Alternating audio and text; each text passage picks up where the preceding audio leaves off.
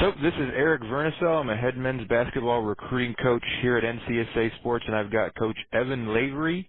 He's an assistant men's basketball coach at Rock Valley College. It is a NJCAA Division III school. Coach, how you doing today? I'm doing really good. How are you? I'm doing well. I appreciate you taking the time here to educate our families a little bit on the recruiting process and talk to us about Rock Valley College. First question I got for you is, could you tell us a little bit about Rock Valley College and what makes it a unique school and what makes it a unique basketball program? First off, it's interesting because, what can't you say really about Rock Valley College? I mean, it's, a lot of community colleges that you go to and just in my travels as a player, the community college level, and now as a coach, a lot of small towns, a lot of, places where, major city isn't really close by. Rock Valley College, being located in Rockford, Illinois. I mean, we got a really nice metropolitan area and surrounding communities. So there's, when kids are going away to college, hoping that there's things to do in the town and there's actually people and a pulse, so to speak, it's pretty nice. I mean, you got restaurants, you got a shopping mall, there's always something to do out here. Rock Valley has an enrollment of 8,600 students, so it's a pretty big junior college. There's always energy on campus, and it's just a special place. Our campus, it just has that wow factor. 217 acres worth of campus, and it's just something that, you pull up to it, and you certainly don't think community college. You have beautiful buildings. The campus is very green. It's just an awesome place. As far as our athletics goes, we're really, really fortunate for our situation. Not only do we have a lot of great coaches that I'm very privileged to work with each and every day. We have administration and a booster club that really backs us really, really well. Our athletic director, Ms. Yopat, she's awesome. She's worked at the Division I level at Kansas, as well as Fresno State as an assistant coach before getting into being an athletic director. She knows what she's doing. She hires, good head coaches and lets them do their thing, and she's really, really supportive, and she holds everybody to a higher standard. That higher standard is, helped allow for 13 national championships at the JUCO level, which, is pretty impressive stuff. Our softball team, the last 2 years won national championship. Women's basketball team has had 3 national championships over the last 4 years. Women's soccer, first year in the program, they're going to the national tournament. Men's basketball, we had a national championship in 2014. We're national runners-up in 2015. I really hope I'm not forgetting anybody else, but it's just impressive stuff. We're really fortunate. Moving on to the men's basketball side of things, this is going to be my 3rd season with the program. I work for a great boss, Craig Doty. He's had a tremendous amount of success here. From the moment we stepped around the door, October 1st of 2012. He was kind of behind the 8 ball. He took in a team that was, that was ranked dead last in the region. Started off pretty rough, but, he righted the ship.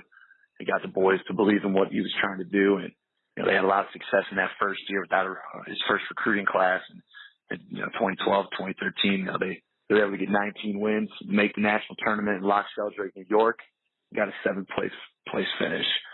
The next year, 13-14, it was a record-setting year for the program. It was the first national championship in 48-year history of the school, which, is just something, obviously, it doesn't matter what level you're at, the national championships, they obviously don't grow on trees. Take a lot of hard work. It's something that, we're all very, very proud of.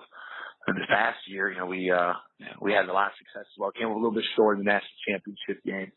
But, the 2014-15 season, we were able to come up with 31 wins, which broke our previous school record of 30 wins from the year before, and we aim to make this 15-16 season to be even better.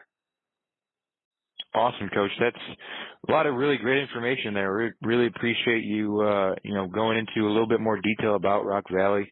You talked a little bit about your guys' success, especially in the recent past. So I kind of want to touch on that a little bit with you next year. What are some goals that you guys set every year in order for you guys to have such great success? I'm sure you guys are setting goals. So can you talk a little bit about that? In terms of goals, just as a program, from the bigger picture, obviously the goal is a national championship. Sounds cliche, and we, everybody, whether it's the high school level, we want to win a state championship, or at the college level, you want to win win a national championship. But that's the goal. That's the ultimate prize for us. And we joked, Coach Doty and myself, as we were driving back last year on the bus ride home, and it's 2 and 3 in the morning. It hadn't really sunk in yet. We were kind of looking at each other and just really going in and talking about what we need to do next, and had to really pump the brakes there for a second and realize that kind of got to enjoy it for a day or two and then really get back after it. But the goal is a national championship each and every year. We come in with our guys and we bring them in. We don't we reference to it every now and again. We don't want that to be really the focus. We want the guys to think about the small picture, worrying about, that segment of weights, that segment of an individual workout, that segment of practice. And just really, we're Coach Doty and myself, very process driven, very, very process driven. And, although we set these goals, the goal is to get a little bit better individually, a little bit better as a team each and every day. Without doing that, you can say national championship as much as you want. It's a lofty goal, but at the same time, if you're not competing to do that, then you really shouldn't be competing at all. But additionally, we would like to win an N4C championship as well. That N4C is our conference. It's comprised of 2 Division II junior colleges, Triton College, who's always a nationally ranked powerhouse at the Division II junior college level, and then as well as Wright College. And then at the Division III level, we have ourselves, Joliet Junior College, Milwaukee Tech, Madison College, College of DuPage, as well as Harper College. So, it's a tough league. Chicago, no secret, lots of really good basketball. When you go to the surrounding areas of Chicago, making your way out, to Rockford and then down to the suburbs and going out west, and you're going to win even just a conference championship at this level, you're going to have to be doing something right. But, as far as the program and team, we won a national championship, we won a conference championship, and those are the main goals as far as that goes. For the players, we have it a little bit different. Obviously, every player has a little bit different ceiling. Everybody has different potential and things, but that's the goal for our guys, is for each and every one of them to max out what they can do with us over the course of those 2 years. Academically, we want our guys to either get an associate's of science degree and an associate's of arts degree. We don't want our guys leaving Rock Valley College and just having a bunch of credits. Being a two-year school, after they're done with our 2 years, they transfer on to the 4-year level. We don't want our guys with a bunch of credits. They won't transfer, that don't prepare them for the university levels, and then they can eventually move on and be, contributing members to society, self-sufficient adults, raise a family, all that good stuff. Additionally, we want to ship all of our sophomores onto a 4-year school, and so they can, continue to compete and continue to play basketball as long as they can. The ball only bounces so long, and when it's done, it's done. You can't get it back, and it's just one of those things that you really want to make sure you maximize, those 4 years of college basketball and just embrace every part of that experience. So. Awesome, Coach. Really great stuff there. You kind of touched on it a little bit in that answer there. I want to talk a little bit more about that with you. You talked about the Chicagoland area and the great basketball that's played. When you guys are recruiting, what are you guys looking for in a student athlete? What stands out to you guys in the recruiting process, and what do you guys look for to try and fit student athletes into your program?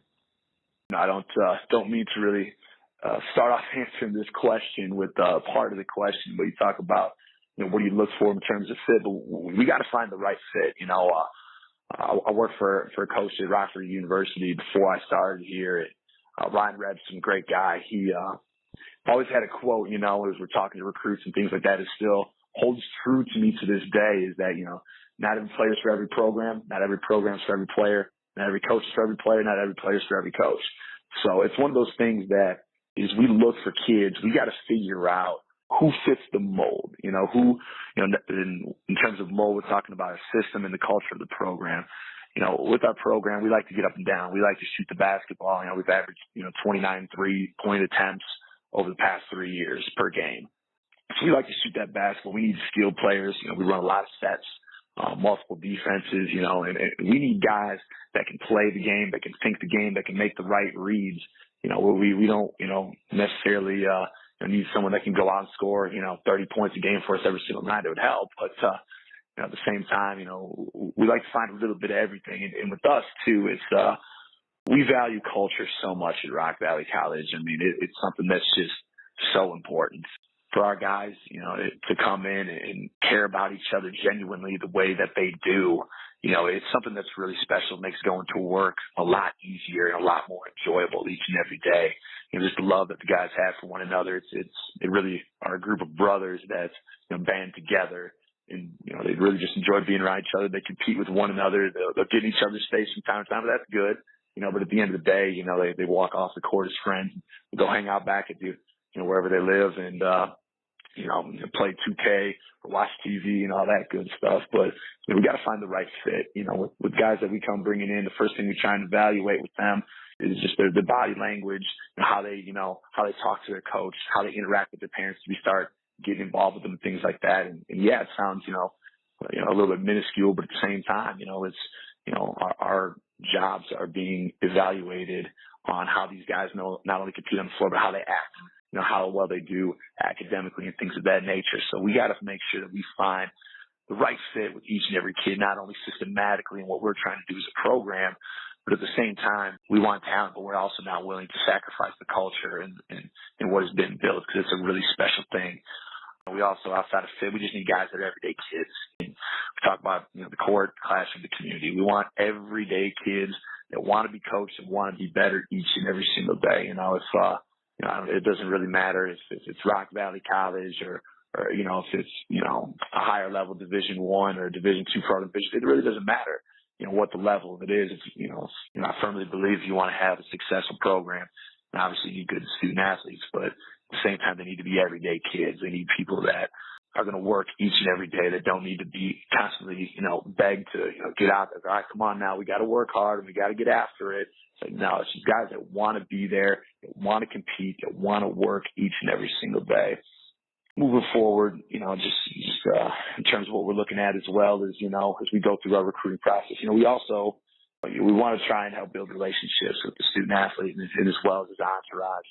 In terms of his entourage, we're also talking about, just mom, dad, brother, sister, a high school coach. We want to get involved with everybody. We want to get to know people, so that way when they come on campus, they're comfortable with us and they know that they can trust us, and likewise we can trust them in return. So it's just something that we look for is, throughout this recruiting process is to build a solid relationship with each and every one of these kids.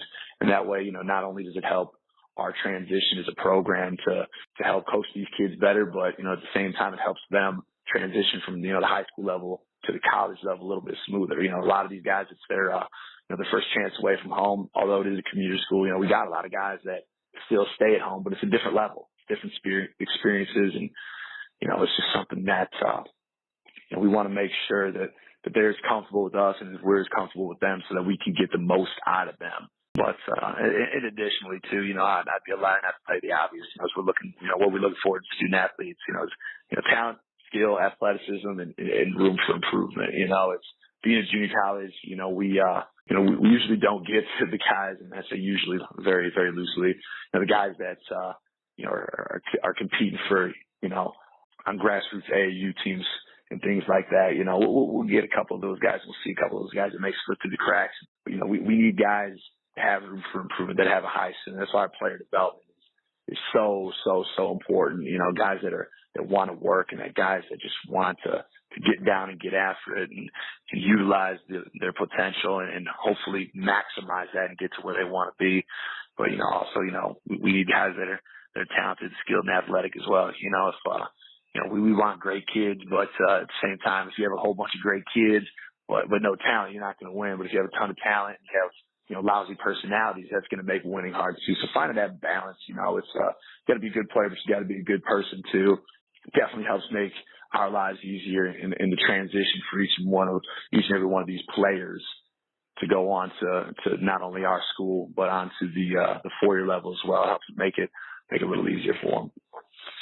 A lot of really, really good information there, Coach. I really like the part about, not every player is for every coach, not every coach is for every player. I think that's really important information for our kids, just to understand that you got to find the right fit, and it takes a little bit of time and a little bit of effort on both parts. So To kind of piggyback off of, what you guys look for in a student athlete, at the junior college level, obviously because you guys are a 2-year school, your timeline is going to be a little bit different as far as when you guys start recruiting student athletes, when you start targeting student athletes. So can you talk a little bit about that for our families? The recruiting timeline for us is, it's a little bit different, with the turnover at the junior college level. Out of the 12 kids that we got bringing in, I think the earliest we started, one of our kids, a kid that we got out of Indiana, started in June of last year. So, we just got him to commit, and, it was a 12-month process. And a lot of the other kids, it really isn't that long. With junior college, it's a lot about timing. To be honest, to a lot of kids, it's not the most attractive option. For whatever reason, I don't know, but at the same time, it's necessary, if you want to develop, whether it's academically, if you have issues, or if you don't feel like you're getting the exposure that you need, or if you don't feel like your skills are where they need to be. The junior college level is absolutely great. It kind of gets, in the eyes of some families and things like that, it's not something that's held in very high regard, but it's something that needs to be looked at because it's very, very valuable, not only for, its opportunities that it provides to continue playing a high level of basketball, but also, to knock out a bunch of credits, that you're going to take at any school that you go to. You got to take your English, got to take your math, got to take your science, so on and so forth. Doesn't matter what profession that you're going to go into. You need those core classes, and that's what we really look to knock out. Getting back on track with the actual question here, we target kids early during the senior year. We have an idea of what we need each and every year. And, as we go through and we watch games in the Rockford area, which has been so great to us in terms of talent, just getting really, really good players, really, really good kids. As we're going out and recruiting our seniors, we're making notes on those juniors, that we think that would be a good fit and people that we want to get on campus early and really start that recruiting process. 4-year schools, they want to target kids early, and at the highest levels, you see reports of kids getting courted when they're, just entering high school, and sometimes even beforehand, but with us, it's all about timing.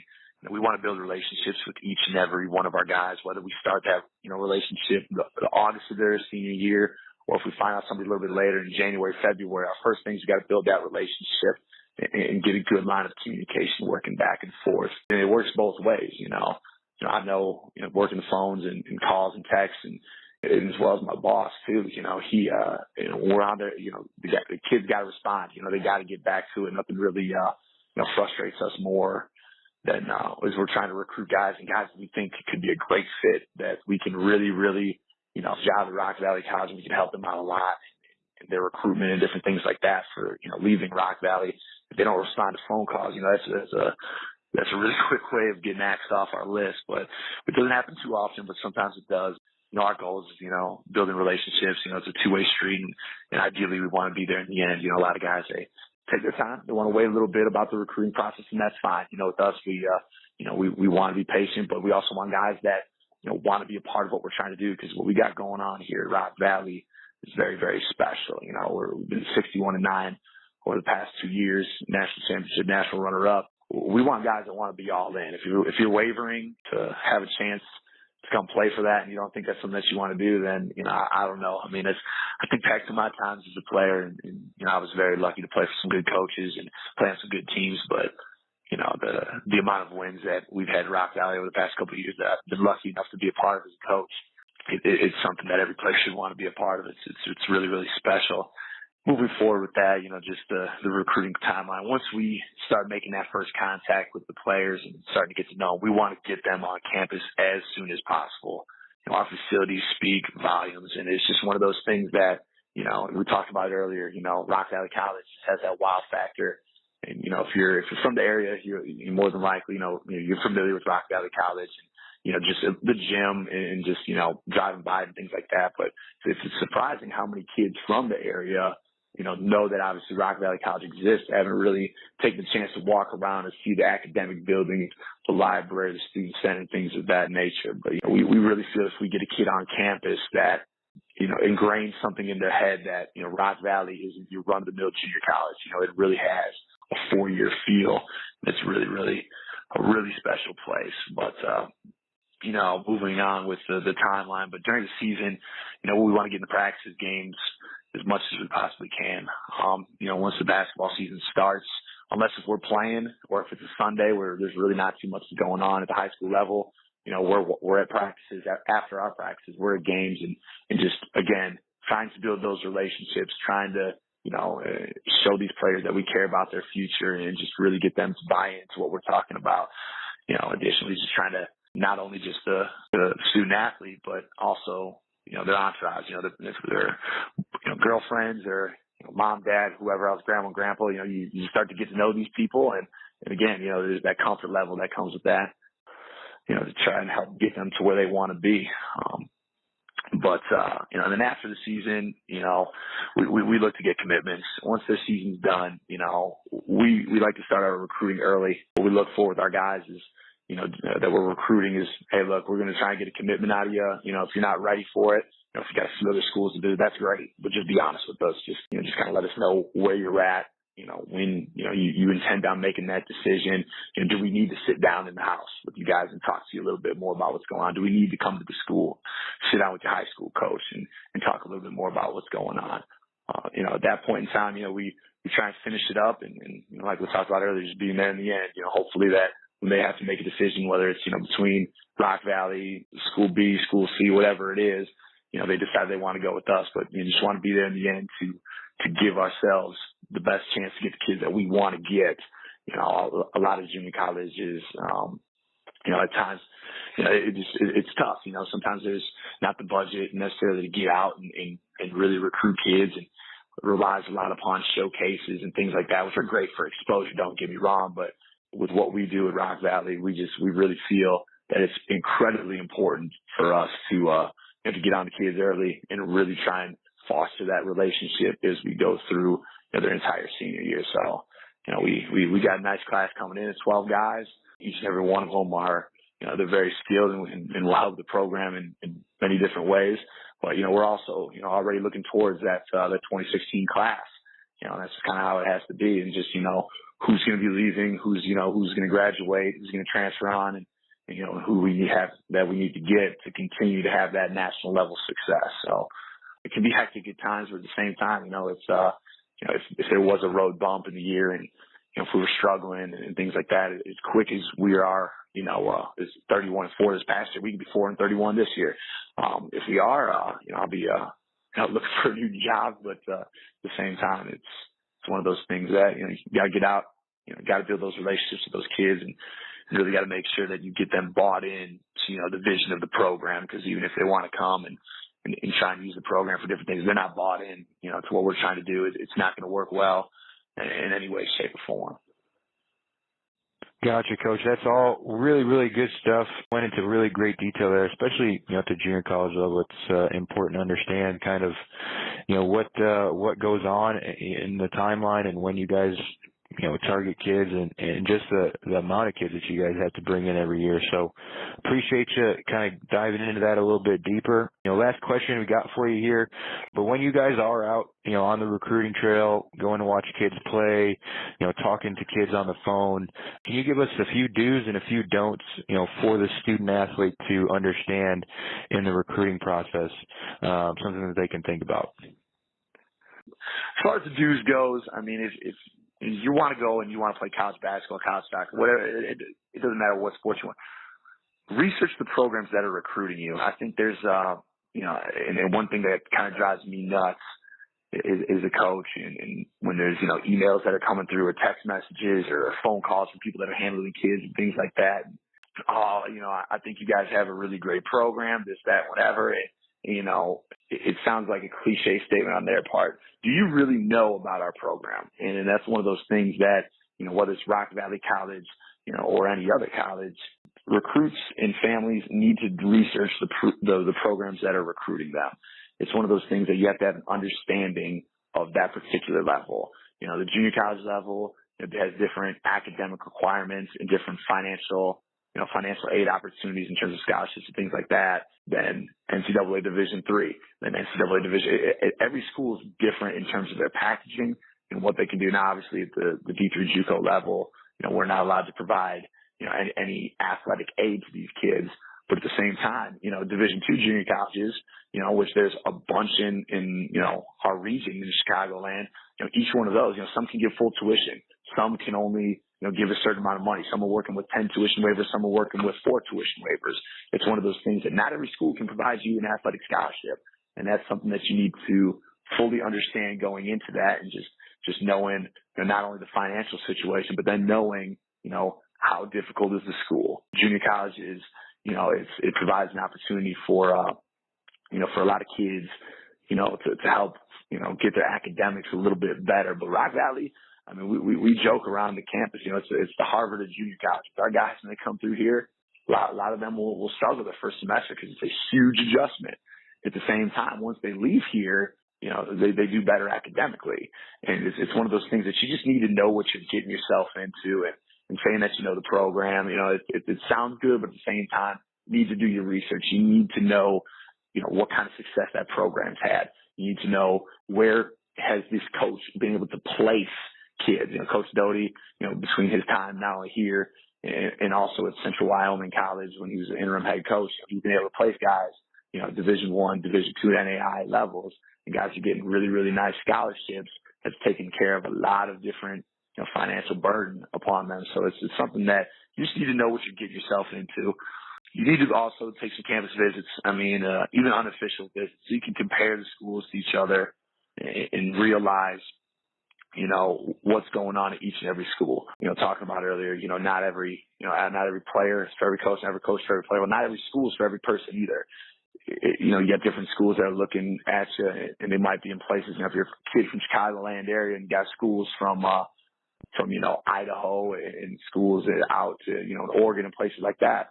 Nothing against those places. I've never been there. But at the same time, you need to make sure that you're comfortable, that you're going to actually live there, go to school there. Yeah, the basketball part sounds great of it, but, it's not just basketball. There's the athletic component. There's also the academic component. There's also the social component. There's a lifestyle component. You need to make sure that you fully understand what you're getting yourself into. You don't want to be transferring 5, 6, 7 times just based upon basketball. But then once you get there, you realize that, oh, wow, this school doesn't even have the program that I want to get into, academically. This school, there's not a McDonald's in town. There's not a Walmart for 45 miles. It's little things like that. That kind of goes back to researching the programs. But you got to take those visits to see what you like, what you don't like, and then you have a reference point everywhere you go. We encourage our guys that we recruit, go ahead.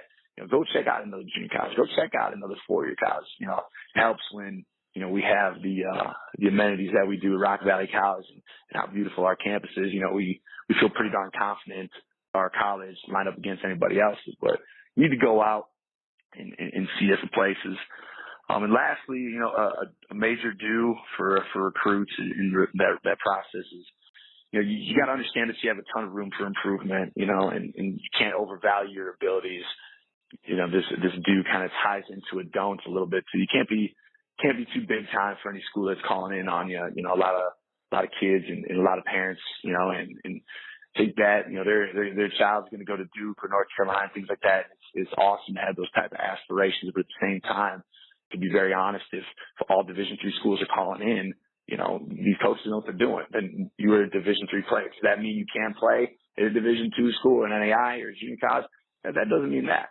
But at the same time, if you're getting recruited, all by Division I schools, these marquee players that you see, that eventually play on TV and things like that, they're Division I players because that's how they got recruited at. So it's one of those things that, as far as to do, you need to understand that you got to have room to improve, and you got to work to get better at it. That you can't overvalue your abilities.